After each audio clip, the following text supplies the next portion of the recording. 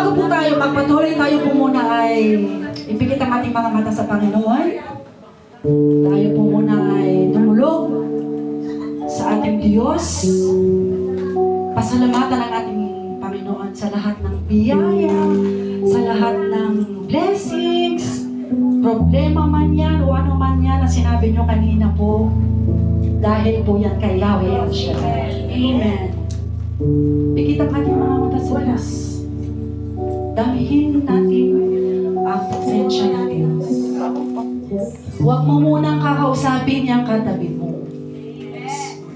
Kasi narito po tayo dahil sa Panginoon. Amen. Upang sumamba sa Diyos. Amen po ba?